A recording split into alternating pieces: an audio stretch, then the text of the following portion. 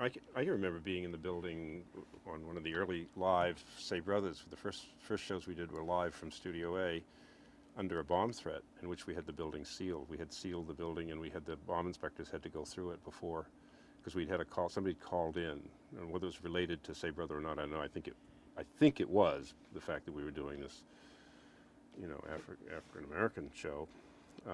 And we were like sealed in here until Wow. they inspected. The building was shut down. Wow. That was like the third or the fourth show, because I only directed the first 5. Wow.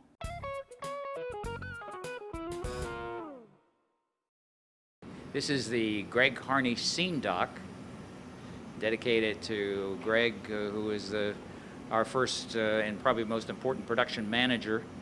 And this is the scene doc area. It used to be quite an active place when we were building lots of sets. Unfortunately, ain't much of that left anymore, so now it's mostly storage. If we go down here, this is the loading area of the scene dock. This is where a lot of the heavy gear and equipment would come in and out. Also very active during the auction period, because people would park their car, come up here, sign in there, pay their money, get their prize that they want on the auction, and head off. Those are the satellite dishes, which are way over there. This is, again, just more storage. Oh, the first auction. We were here at 3 o'clock in the morning. I remember sitting here on the steps saying, what the heck is going on, 3 o'clock. It was sunrise. It was sunrise, that's right. It was sunrise. Sunrise when we finished. You almost never get The bus. the radio bus. Radio bus. That's also where Crockett's Victory Garden was, right in there. Is that the old TV bus? No. And Dan Beach, my boss, was fairly liberal in terms of letting me walk away from the desk and see what was going on if things weren't too busy down in the department. And I remember one day standing up here on the scene dock because Elliot Norton Reviews, which was always taped in Studio B, was taping that day, and I was standing in the scene dock and I looked up and I just happened to see Maurice Chevalier walking into Studio B, and I was absolutely flabbergasted that I had seen this guy that I had seen in so many wonderful films walking right in front of me, going into Studio B for an interview with Elliot Norton. Jack Foley, Jack, how long have you been here?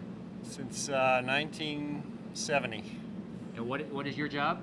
I'm a graphic designer and I work currently in the creative services department.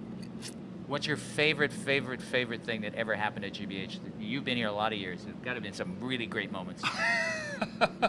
That's a very tough question to answer. The Two-Mobile was great. That was a great project that happened in the early 70s. We had a Volkswagen that we stripped of its body and put a big plywood 2 on top of it. Drove it from Cape Cod all the way up to Alston here. Totally illegal. It was. I tried to make it through one of those roofs on a bank ATM machine and didn't quite make it under the roof. Now moving here, we're going through to what used to be the scene shop. Fran Mahard, Clint Heitman, Cole Bennett, and Martin Bloch, a German painter. But now it's offices. And a small conference room. And back through here,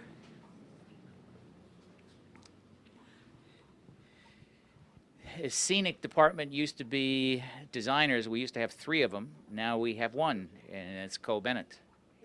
And that's his space. And this is the production services area. This is where they schedule the crews and all those other kind of good things, right, Althea? All right, now continuing this way, we're going to go up to the 3rd and the last floor of WGBH 125 Western Ave. This used to be the film area, but now it's for a radio show called World. These used to be all film editing rooms, now offices.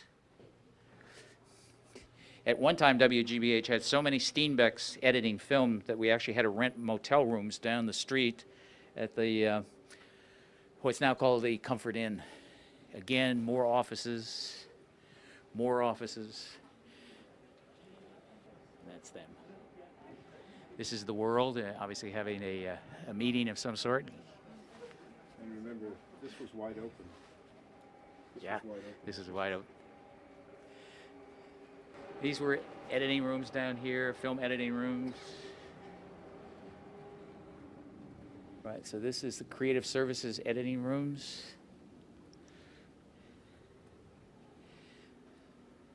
In this conference room, the executives of WGBH would assemble once or twice a year to create ideas for documentaries to try to sell PBS, in those days NET. We were very full of worthy. We were just so earnest. And we were thinking up worthy programs to make about worthy ideas. And Hartford Gunn had been appointed to the board of directors of the Globe and its new TV station, Channel 56. And he interrupted the meeting to bring the new Channel 56 program manager in to meet us. And Don Fauser, always one to be reticent and calm and benign, said, "And what kind of programs are you going to put on Channel 56? And the program manager listed a spiel of old reruns and game shows. And Fauser says, "It's goddamned air pollution." At which point, Hartford Gunn went absolutely red and took him out of the meeting, and we never saw them again. Now we're Fetch, which is the new kids program, I guess. There's a meeting going on. It's a serious meeting. Quick little. Well, we're in this little closed elevator. I guess it's time for all of us to say goodbye, whoever's watching this, wherever you are. I'm Fred Barzyk. I'm Mike Ambrosino. I'm Olivia Tappan. I'm Bruce Bordet. And I'm David Atwood. It will all be better in the new building.